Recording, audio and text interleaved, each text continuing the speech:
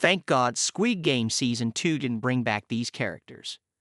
Squid Game Season 2 came with a lot more violence and death, where hundreds of players die yet again. However, the new season has come a long way, and Squid Game Season 2 features an entirely new cast of characters.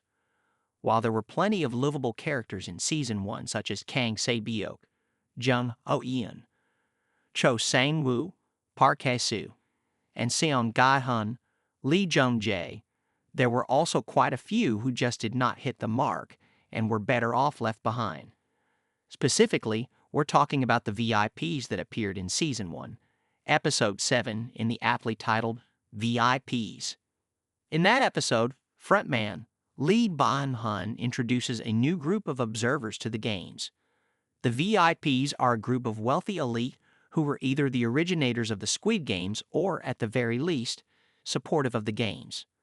The Squid Games, we learn, was created by those like the VIPs alongside Ilmam, Young-soo, for entertainment purposes. While this provides a plausible reason for the secret games, and how they can be so elaborate and also so secretive, these characters were among some of the worst as far as performance and portrayal goes in the series. The VIPs served as stand-ins for American viewers when first introduced in Episode 7. The VIPs were revealed to be the wealthy who enjoyed these games for entertainment. Many of the VIPs are English speakers. However, for those who are assumedly sponsors of the deadly survival competition, they don't seem to quite understand the games that were being played.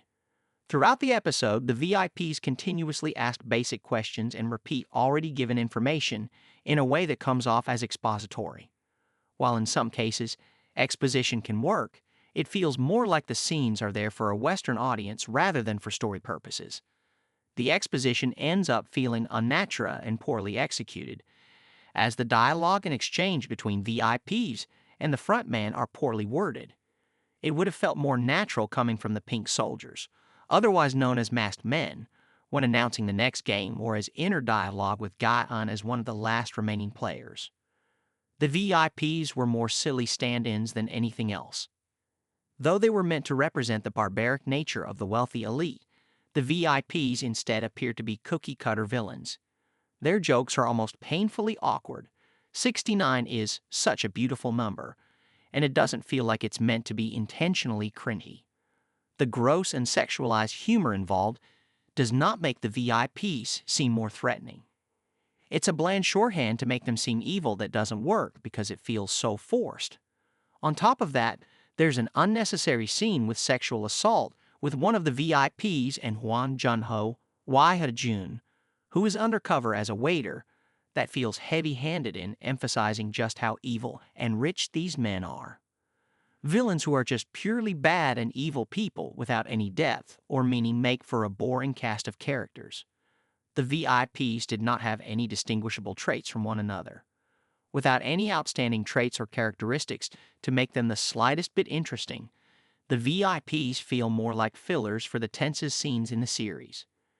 If the games themselves are not bad enough, the VIPs act as a stand-in for the minds behind the game since Ilmam has not been revealed yet.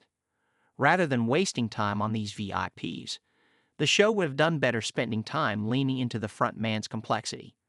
The frontman serves a greater purpose, despite having limited screen time in Season 1, and though viewers know very little of his backstory, they are well aware that he has at some point competed in the games and has become a more prominent figure. So, while some sympathy is garnered for the frontman, he is still a well-developed villain who doesn't feel like a basic outline of common stereotypes or tropes. The VIPs, on the other hand, have proven that there are definitely wrong ways to write a villain. Removing the VIPs from Season 2 was the best decision the show ever made. The VIPs were an unnecessary part of Squid Game Season 1. Other characters, like the frontman and Ilmam, have proven to be well-written villains in comparison, and the only purpose for the VIPs aside from exposition was simply to prove how villainous the wealthy can be. The far more effective scene explaining this is the final scene with Ilmam. The scenes involving the VIPs feel like wasted screen time. They could have been removed from the show entirely, and nothing about the show would have changed. Thank God we've moved past the VIPs, and let's all keep our fingers crossed that this is the last we've seen of these painfully irritating characters.